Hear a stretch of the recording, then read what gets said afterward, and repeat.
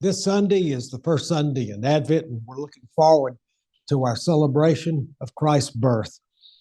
And we also begin a new quarter. We explore faith that is pleasing to God. Now, our first unit is entitled Profiles in Faith. And our first lesson is from the book of Ruth. And when I found out I would have to teach on Ruth, I was going to flee. And I never taught on Ruth before. And of course, everybody knows the phrase from it, that Ruth tells her mother-in-law. But we see how Ruth trusted that God would provide for her and her mother-in-law. Now, it was in a society that was very different from the society we have today. It was male-dominated and to an extreme extent. And what would the lesson mean for all of us today, in today's society, because we're so different? Now, as Ruth faced obstacles in her life, I thought we all faced obstacles of our own, haven't we? Over the space of a lifetime, decisions that had to be made, awful obstacles we had to overcome, whether they're health, whether financial, whether being moved from one home to another. So we've all faced different obstacles. Now, our text is from Ruth chapter 1, 6 through 18 and 22. Then Naomi, that's the mother-in-law, started to return with her daughters-in-law from the country of Moab, for she had heard in the country of Moab that the Lord had considered his people and given them food. So she set out from the place where she had been living, she and her two daughters-in-law, and they went on their way to go back to the land of Judah. But Naomi said to her two daughters-in-law, "Go back, each of you, to your mother's house. May the Lord deal kindly with you as you have dealt with the dead and with me." Her two sons, who had married the two women from Moab, had died. "The Lord grant that you may find security, each of you, in the house of your husband." Then she kissed them, and they wept aloud. They said to her, "No, we will return with you to your people." But Naomi said, "Turn back, my daughters. Why will you go with me? Do I still have sons in my womb that they may become your husbands? Turn back, my daughters. Go your way. I am too old to have a husband. Even if I thought there was hope for me, even if I should have a husband tonight and bear sons, would you then wait until they're grown? Would you then refrain from marrying? No, my daughters, it has been far more better for me than you, because the hand of the Lord has turned against me." Then they wept aloud again. Orpah kissed her mother-in-law goodbye, but Ruth clung to her. So she said, "Look, your sister-in-law has gone back to her people and to her gods. Return after your sister-in-law." But Ruth said, "Do not press me to leave you, to turn back from following you. Where you go, I will go. Where you lodge, I will lodge. Your people shall be my people, and your God my God. Where you die, I will die, and there will I be buried. May the Lord do thus to me, and more as well, if even death parts me from you." When Naomi saw that she was determined to go with her, she said no more to her. So Naomi returned together with Ruth the Moabite, her daughter-in-law, who came back with her from the country of Moab.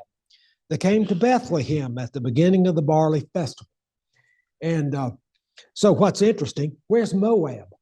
And it's a kind of a country to the east of Canaan. Now, when Joshua invaded Canaan, Moses doesn't make it to the promised land. So he leaves it to Joshua to command the troops and to invade Canaan.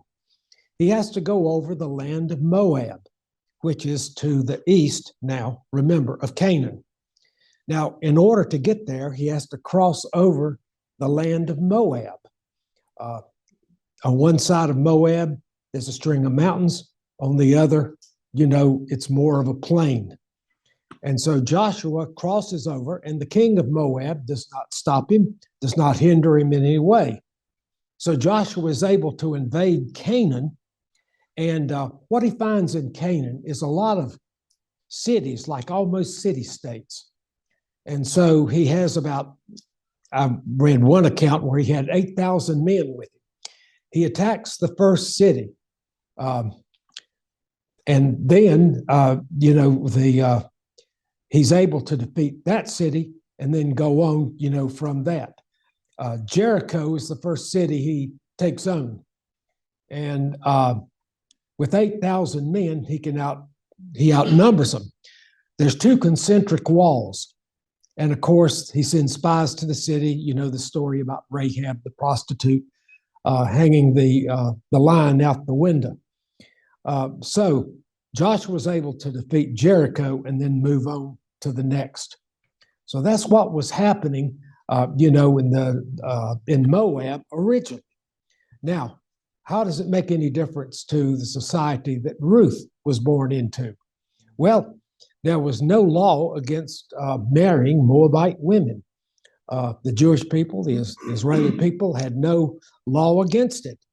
And so two sons of the mother-in-law, Naomi, go to Moab, and they take Moab wives.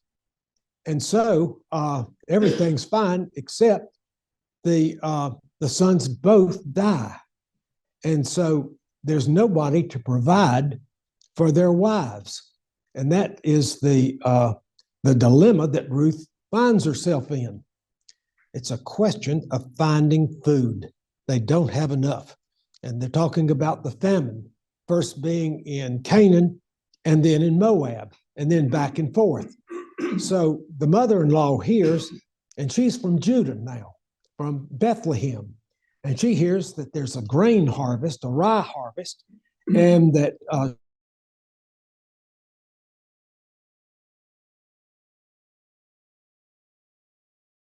they can, that they're free to marry to their own houses. But the differences in society are so very, very different today. Women were heavily dependent on men. Men dominated. I think, gosh, as late as I was started law school in the 60s, I remember the property professor, Freddie McCall, saying, under North Carolina, the law, the man and the wife are one, but the husband's the one. And so, and it was right funny. There was only three women that were in the law school entering class. And one of them didn't like it and dropped out. One of them got pregnant, and dropped out. But the last one, Doris Bray, graduated valedictorian of the class. Smarter than any of them and any of us. And so, at any rate, even then, now that's changed quite a bit. And you have women, a significant part of the law school entering and law school classes right now. Yeah, majority. 60-40 typically. My class was 60-40. So if you never learn anything about the lesson, the women are out to get us. They're going to take over. So at any rate, but that was interesting. Now, what obstacles did, let me read the text. That would help.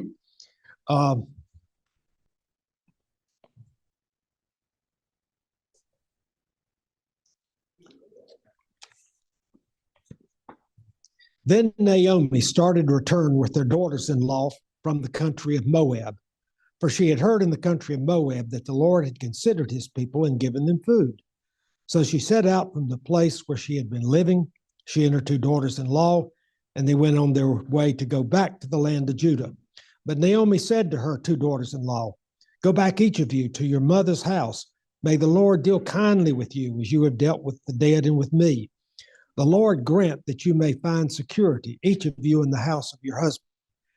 Then they kissed them and they wept aloud. So she's sending the two daughters-in-law back to try to find other husbands. Naomi is too old to have children. So the women are on their own. And they said to her, no, we will return with you to your people. But Naomi said, turn back, my daughters.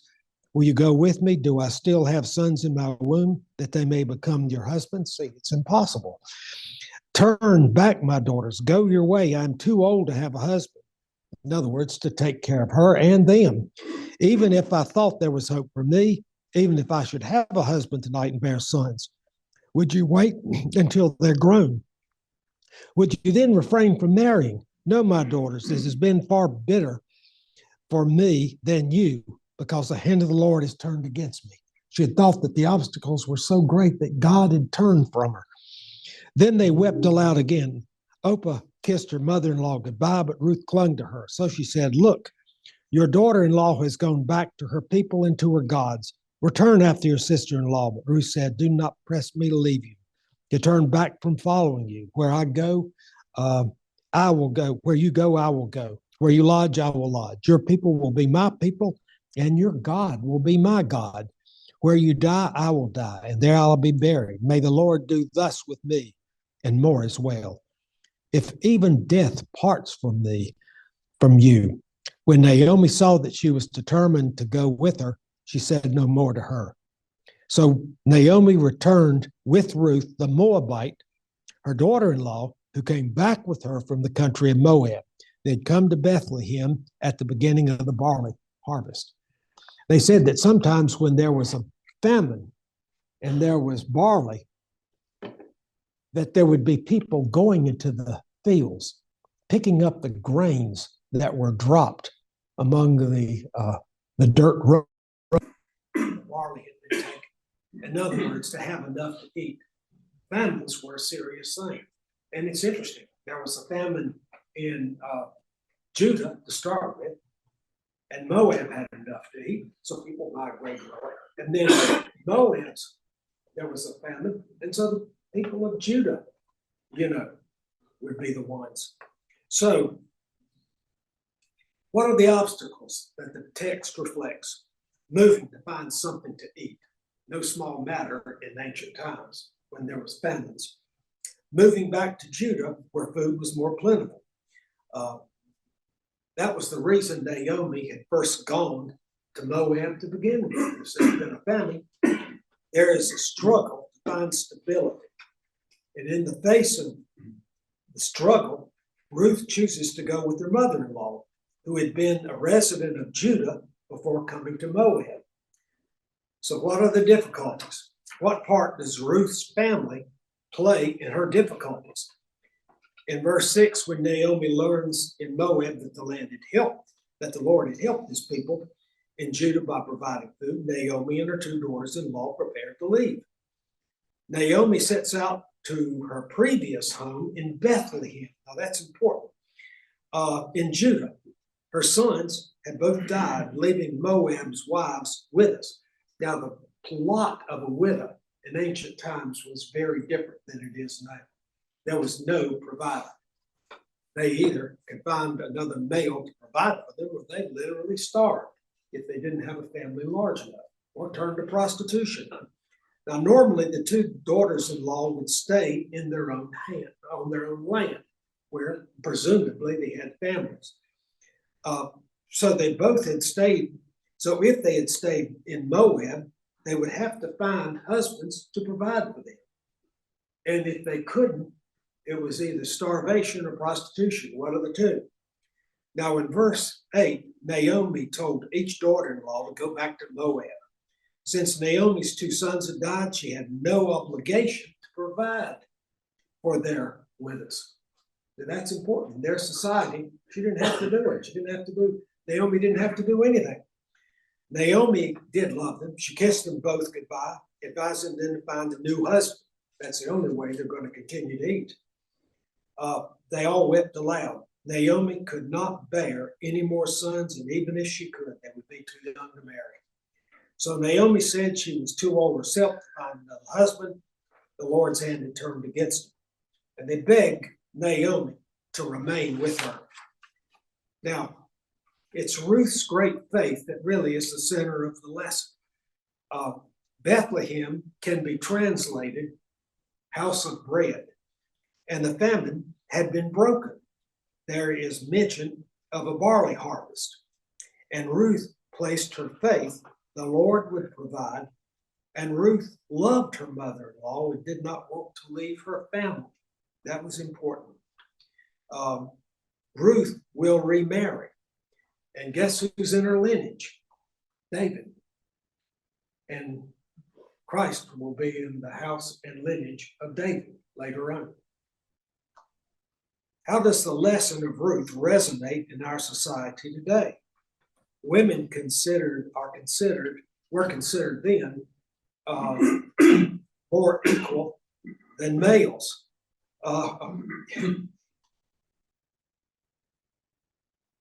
Jane Fonda's comment on equality, I had that in my notes. Nobody at Clemson wanted Jane Fonda to come and speak in administration. But Richard Harpootlian, who was head of the Speakers Bureau, said, I'm going to invite her to speak at Clemson, or I'm going to sue you. The American Civil Liberties Union is lined up. Matthew Perry is going to be our lawyer. And so General Rigsby, who was the University counsel, said, look, just get her into town and out of then without any kind of complication. Keep her safe. It's better than spending 6 months in court on a case you cannot win. Yeah, of course, this radical student we were always arguing with, you probably saw him in the news, Richard Harpootlian. He was the lead attorney for Murdoch. The guy was accused of killing his wife and son. That's Harpootlian. Now he's middle-aged, puffy, and fat. That gave me great joy to see him on television. He was young, slim, and mean. So, but Jane Fonda's comment, she said something, of course, her ideas on ending the Vietnam War was in full bloom then, or nuts. But she said, in a relationship between a man and a woman, if the relationship is equal, the relationship is better for both. And she said that at a press conference, and nobody really disagreed with it. Now in a marriage, it really depends on both. Hasn't society changed? You have many women who do not stay at home, raise children, who are their husbands. And in fact, it takes two incomes to make ends meet. And they've taken on great responsibilities. They've succeeded in business, and have done well. And there are rights that women have in today's society that they did not have then.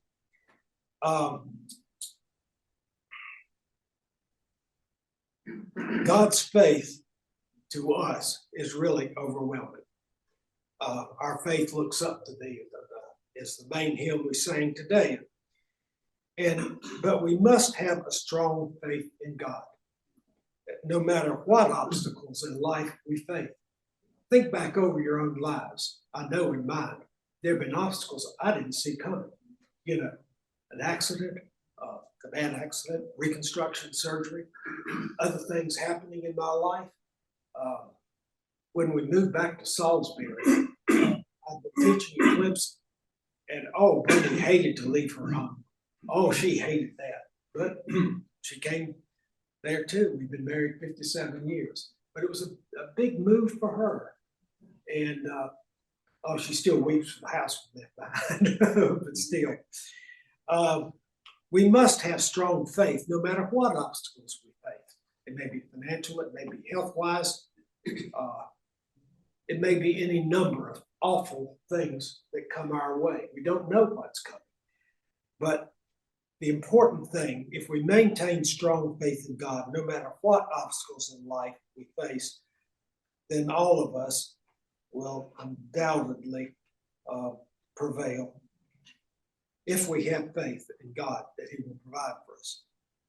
In this joyous season, we need to love others as Christ taught us, and let us have faith in God. Amen. Thanks, Vic.